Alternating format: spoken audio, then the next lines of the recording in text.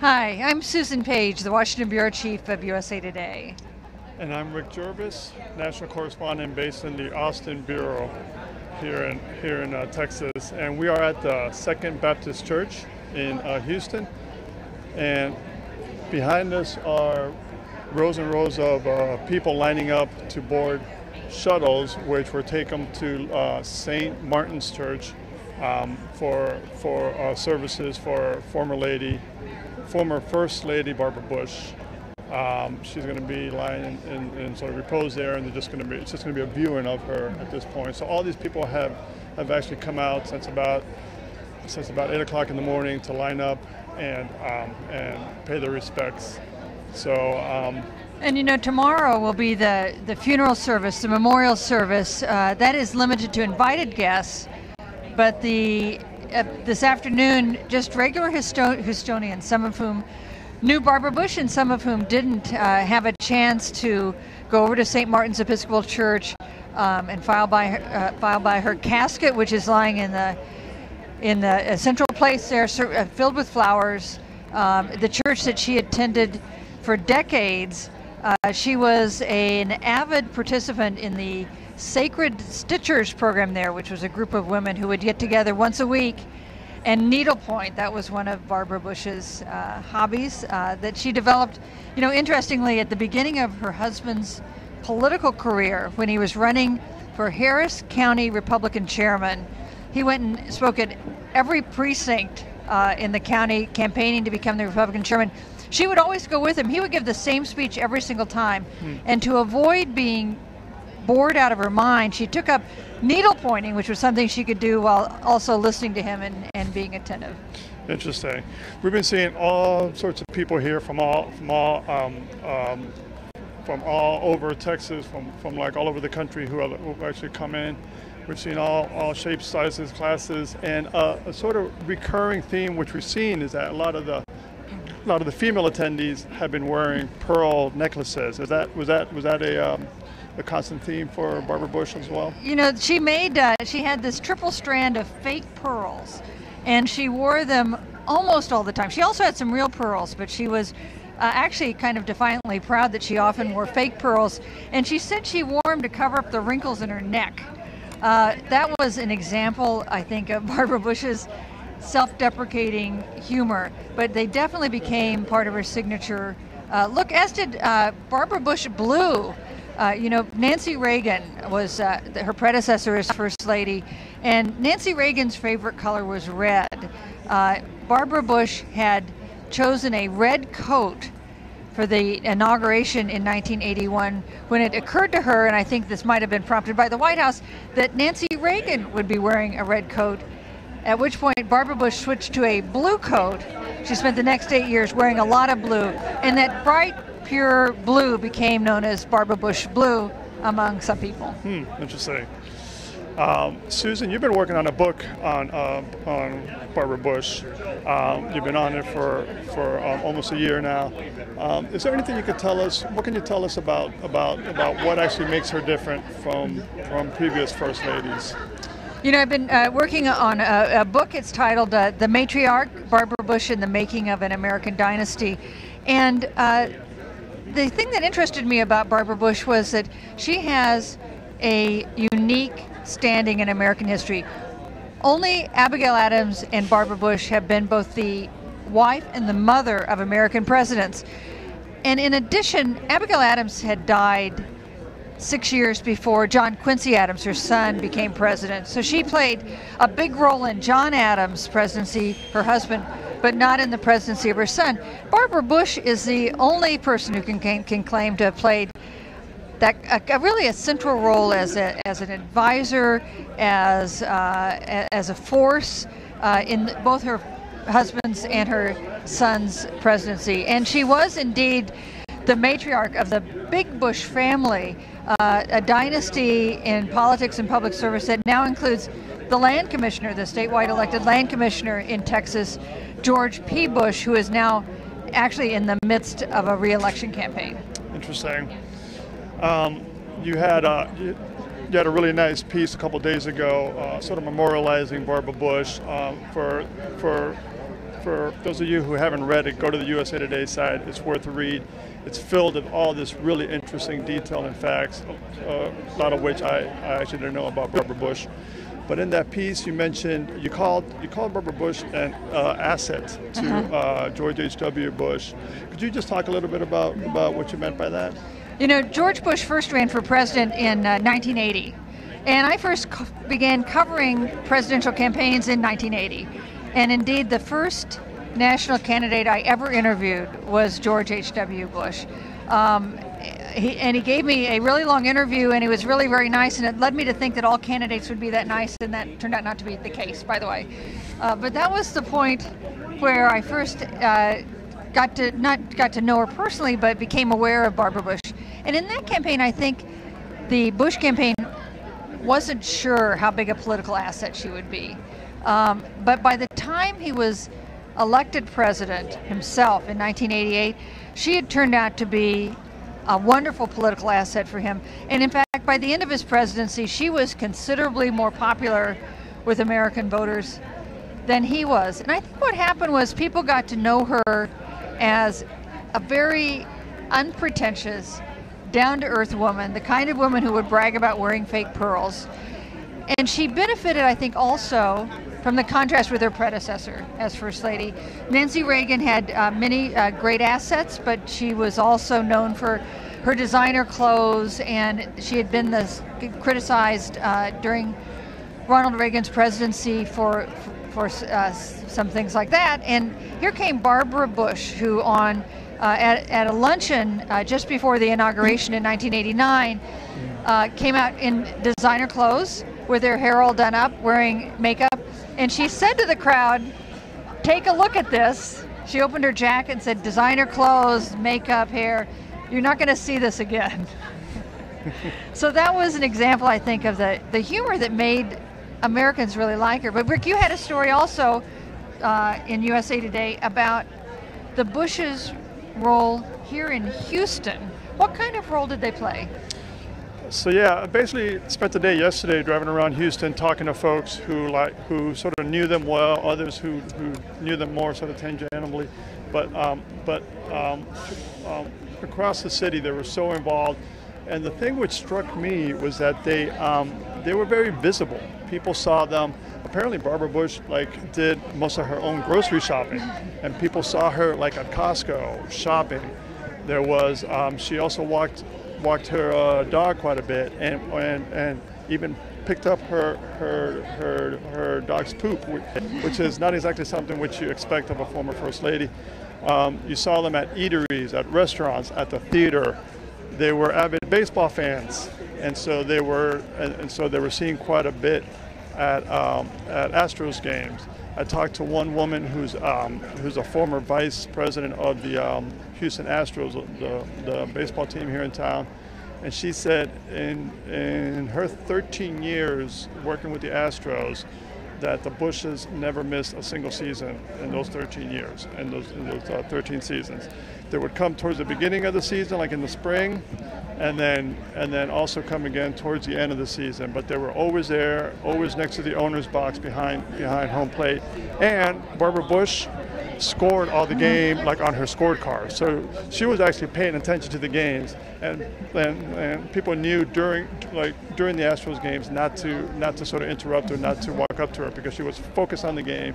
She loved baseball, possibly even more than George H.W. Bush. And she learned to score baseball games when George Bush was a student at Yale. He had served in World War II, then he went back to Yale to get his undergraduate degree. They had gotten married. They had a toddler, Georgie, now George W. Bush, a former president himself. And George Bush was the captain of the Yale baseball team. So Barbara Bush would go to all the games, and that was where she learned to score games, and she continued to do that. Now, it was last October, right, that the Astros won the World Series. World Series. And she told me that was just about the time I started doing interviews with her for my book. And she told me that I think was it the final game that went on so late? One of those games in the World Series went on very late. And she said she'd been watching the game. She finally went to bed, but she woke up in the middle of the night and called the Secret Service agents that were stationed outside to find out how it had come out. Wow, true baseball fan. She was a true baseball fan. She was an Astros fan, and she was a fan of Houston. You know, there are many restaurants in Houston. They like to go out to eat, possibly because she would say about herself that she was not the world's best cook. And if you go to restaurants in Houston, there are many restaurants where you'll see a picture of George and Barbara Bush on the wall, signed to the owner of the restaurant. I actually went to one of those restaurants yesterday. It's called Fuzzy's Pizza and Cafe. It's on the west side. It's not far from his offices. Mm-hmm. So apparently he started going there about 25 years ago or so, and they kind of became regulars at this place. And the owner, his name is Fuzzy Hajar, and his wife Rita became really good friends with the Bushes, to the point that they invited the Bushes back to their house at some point. The Bushes went to their house. He's a Syrian national, and his Syrian mom made him a big Syrian meal, and they all ate. And then he said after dinner, they all sat down and watched TV together. So they were really just kind of down-to-earth people, apparently, and really made a lot of lasting friendships here in Houston as well. You know, we're not too far from Memorial Park here, and Barbara Bush said that when George Bush had been elected vice president, she was trying to think of a cause, the thing that she would make kind of her signature cause as second lady, and that she was walking her dog in Memorial Park, as she did almost every day she was in Houston, and thought about the cause of literacy. She wanted to do a cause she thought that was important, that she thought would have impact on a lot of things she cared about, like poverty and homelessness and relations between parents and their young children. And she settled on literacy, and she said she also wanted a cause that would not cost the government money and would not create controversy for her George.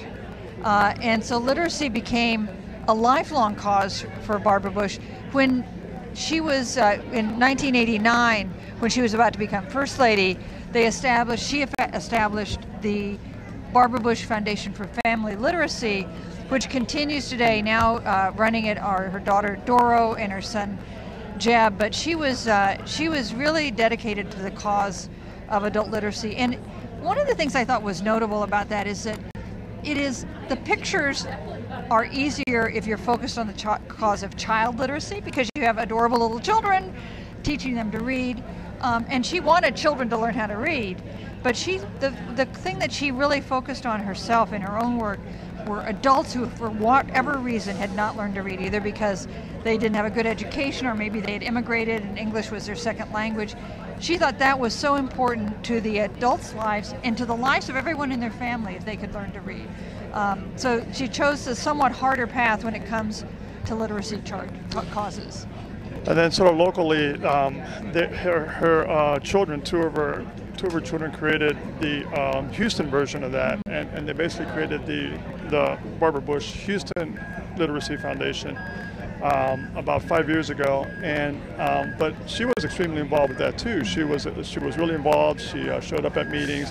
I talked to the president of that local foundation a couple years ago. They said that they've set up a website and brought something like 20,000 sort of affordable books to like children across the city. They've done initiatives, and they've done TV ads sort of promoting sort of literacy and so forth. One of which she actually did with J.J. Watt, who's a famous football player here in town, and they've done these kind of ad-lib ads with J.J. Watt, and that sparked a friendship between Barbara Bush and J.J. Watt. And so you had this 90-year-old first former lady with this 290-pound sort of like NFL star, and they would go to charity events together. And J.J. Watt a couple of days ago on Tuesday tweeted out a very nice sort of condolence towards her, saying that thank you for your friendship and so forth. So there was a lot of involvement here in the actual Houston area. You know, Rick, you asked earlier about comparing Barbara Bush with other first ladies. And first ladies generally find a cause that they care about and work on. But I think it would be fair to say that no first lady since Eleanor Roosevelt had done a more concerted, consistent, constant effort on a cause than Barbara Bush did on literacy. She did hundreds of events when she was second lady and first lady, and especially when she was second lady, she did a lot of them where no one paid any attention. There was no press coverage. Nobody bothered to go with her. She would travel commercially with a single aide. They would go to literacy programs all across the country, and she would do an event that they hoped would get some local attention with local press, but she would then sit down with the leaders of a local literacy program and talk to them about what she had discovered worked in other communities. And that is a kind of nitty-gritty involvement in that issue that I think has been pretty rare for first ladies. And the other thing she did that I thought was really admirable was when she was no longer first lady, she didn't give it up. I mean, it was not just a campaign-related effort on her part. She continued to be involved with literacy to the final months of her life. Well, this actual line keeps on moving. People have actually been here since about 8 a.m. It's now almost 12 o'clock noon here, and there's still people lining up. There's still people getting on shuttle buses to go see Barbara Bush. One thing which struck me, Susan, reading about Mrs. Bush the last couple of days, is that the Bush family moved somewhat like 29 times throughout their lives. It just seems, I mean, I've actually moved twice in my lifetime with my family, and that's more than enough. I can't imagine moving 29 times. How is there like anything you could tell us about how she was as a family person, as a matriarch of the actual family?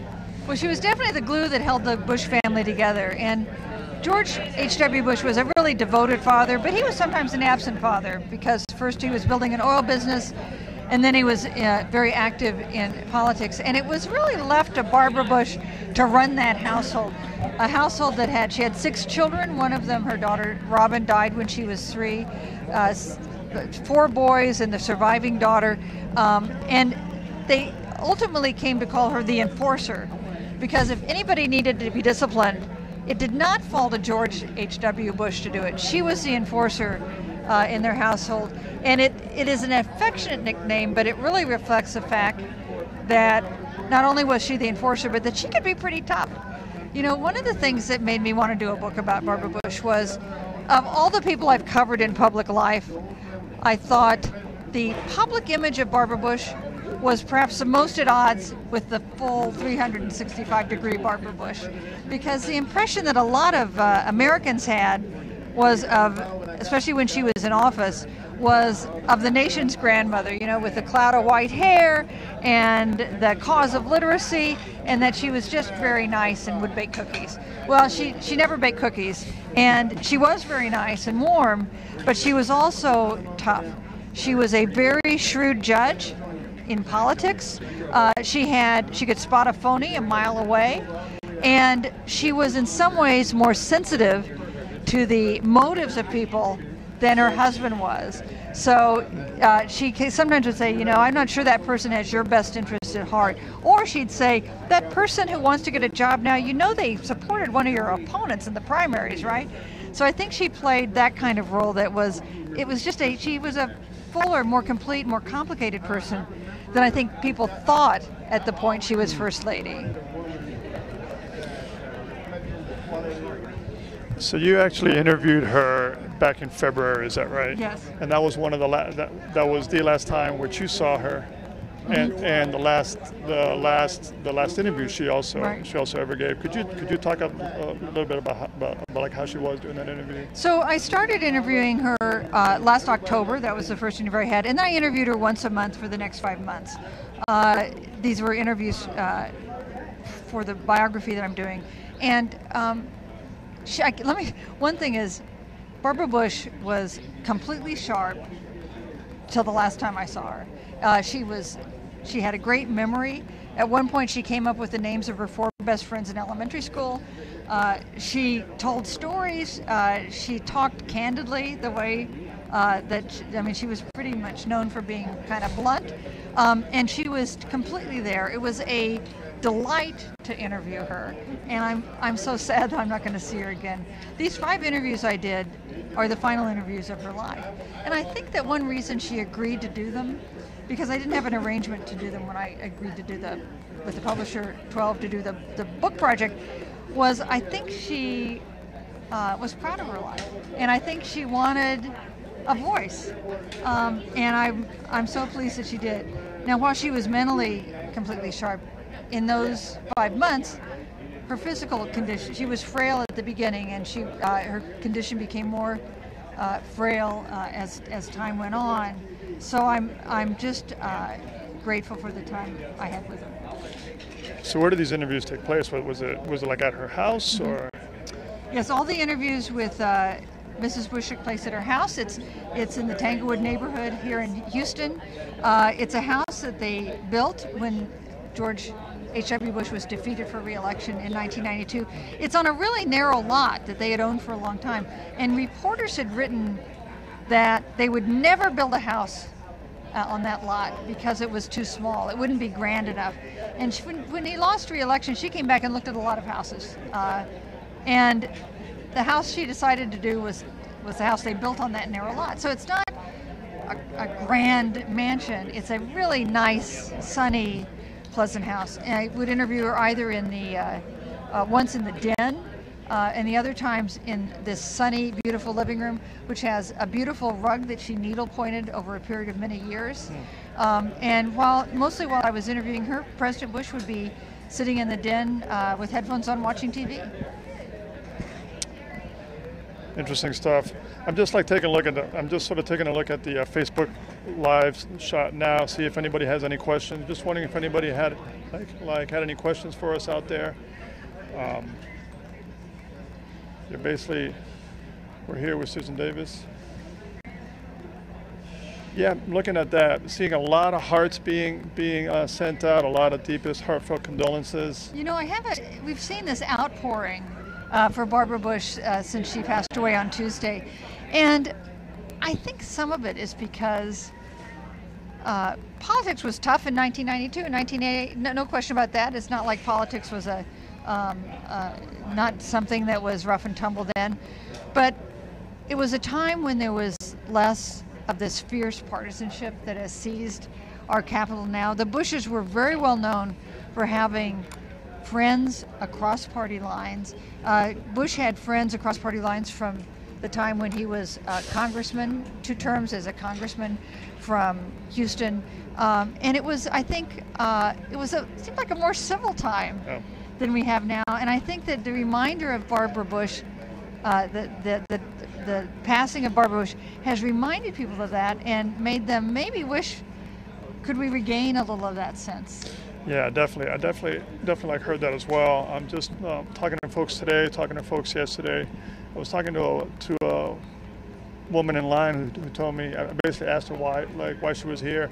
And she said that she admired Barbara Bush and she admired the Bush presidency because they never criticized any president before them or after. And that they felt that was reason enough to show up. And I think you're right. I think, with all the sort of divisiveness today in the country, that seems to be missing, and people are longing for what the Bushes represented. Now they had, of course, in 1992, a very tough re-election campaign against Bill Clinton. And I think it was pretty devastating for the Bushes when Bill Clinton defeated George H.W. Bush for a second term. And 2 things made them get over that, I think. One is when their son, George W. Bush, was elected president. That seemed 8 years later. That seemed pretty sweet. I know they were both so very proud of him. The other thing is that George Bush and Bill Clinton began to do some causes together on tsunami relief, I think was the first one, and then on hurricane relief, and they became pretty good friends. And I think for Barbara Bush, it meant a lot that it happened, that wound had healed between them. And in fact, I think we're going to see President Clinton here at the funeral services tomorrow. Yeah, you definitely saw a lot of cooperation between them. Stuff which you don't see a lot of today. I'm just looking through the Facebook site and seeing who else is coming on here. And so maybe I'll just talk for a moment about Barbara Bush's growing up. that'd be great. She was born in 1925. That was 5 years after women got the right to vote, and she lived for 92 years at a time of incredible change in the expectations and opportunities for women in this country, and she was part of that. In 1990, I was at a picnic at their Kennebunkport retreat that they had for reporters who were assigned to cover then President Bush when they were at Kennebunkport in August. I can tell you this was not the worst assignment I ever got. I was working for Newsday then, and I took to this picnic my 3- and 5-year-old sons, and Barbara Bush came up to me and asked me how I could work when my children were so young. And she did not say this in a grandmotherly way. She said this in a way that said, "You're making the wrong decision. You have to put your children first," which she told me. And I know that was very much something she believed. But I can also tell you that her attitudes toward that, I think, changed some as well. And she was enormously proud of her granddaughters who do all kinds of things, including running nonprofits, organizations that they founded, and that she was very proud of them, and that she noted to me once that they were, several of them, working moms. Yeah, you had a column today, Susan, in today's like USA Today, speaking to this and talking about her. I think the way that it was phrased, that she had an uncomfortable relationship, a complicated relationship Right. with feminism. Yes. Is that because she favored more stay-at-home moms over working women, or? I think that she felt, now this is especially during the women's movement in the 1970s and 1980s, I think she felt that she got dissed for having made choices to be a stay-at-home mom. I mean, that understates her role, but to be a homemaker, to put that first, to not have an outside career. And I think she was dissed for that. And she was contrasted unfavorably with women like Elizabeth Dole when her husband Bob Dole was running against George H.W. Bush for the Republican nomination. Then she got a question in an interview once about, your husband is a man of the 80s and you're a woman of the 40s. And she took offense at that. She thought that was dismissing the value and the contribution that stay-at-home moms make. I sort of feel that attitudes toward that have evolved since then, and I think it would be unacceptable for people to make some of the comments they made about her decades ago, because now I think we have a better understanding of the meaning of giving women the choice to do either thing. But she did have a complicated relationship with feminism, and one of the remarkable things is she looked like the most traditional first ladies. And her successor was Hillary Rodham Clinton, who was probably the least traditional first ladies. And so just those two women side by side, a generation apart, reflects a lot about what has changed in America. Talking to the people over the past 48 hours, I've kind of heard a lot of different things about why people really admire Barbara Bush. I've heard everything from she was, a great matriarch, like at home, to what she did with the foundation and towards sort of literacy. What do you think she's going to be most sort of remembered for? Well, I'll tell you what she said. She's talked, that both President Bush and Barbara Bush hated the word dynasty because it spoke of entitlement, they thought. But I know that Barbara Bush believed that she's going to be, her greatest legacy is her children and her grandchildren, and now she has 7 great-grandchildren, that the work that they do the impact that they have are her greatest legacy. And there's a lot of them. There's a lot of There are 17 grandchildren, 7 great-grandchildren, 5 children. That's a pretty big family, and there are 1 million cousins. That's a family that has many people. You see these pictures of them at their family reunions, and you'd need a bus. You need buses like the ones we're seeing here to cart them around.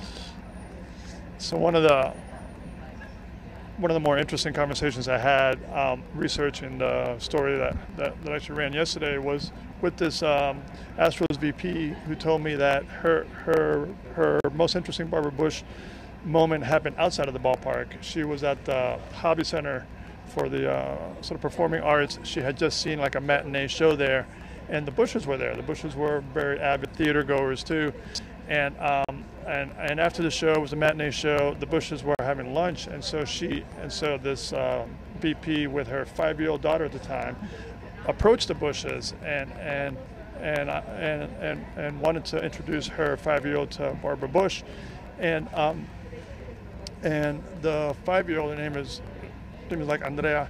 The 5-year-old had a cast on her left arm from like falling off a horse, and she approached Barbara. Barbara asked her what had happened. She said she had fallen off the horse. Barbara asked her, Mrs. Bush asked her if she had planned to get back on the horse again. And the 5-year-old said, yes, of course, I want to. And Mrs. Bush said, that's what I wanted to hear. And more than anything else, that's what stuck in the mind of this like person, that she was, she just really wanted to champion girls and just make sure, and it just kind of spoke to her sort of tough kind of persona that, if you fall off a horse, you get back on again. Right. That was really interesting. And she didn't complain much. At least she didn't complain much in public. She may have been complaining to her husband in private. She didn't apologize much. She was very comfortable in her own skin. She was comfortable with who she was. She had really quite a remarkable family history. She can trace her lineage directly to a 16-year-old who arrived on the Mayflower. Hard to, if you're not a Native American, it's hard to go back further than that. She had one of her grandfathers was elected to the Ohio Supreme Court. She was very proud of him. She was very proud of her father, who became head of the McCall's publishing empire, and so she had an interesting family background. All right. Well, I think that's going to do it for us. Susan, thanks for being out here. Thank you. Thanks to all the viewers for sort of joining us today. I hope it was interesting and informative. And we'll be back here tomorrow to cover the memorial service for Barbara Pierce Bush.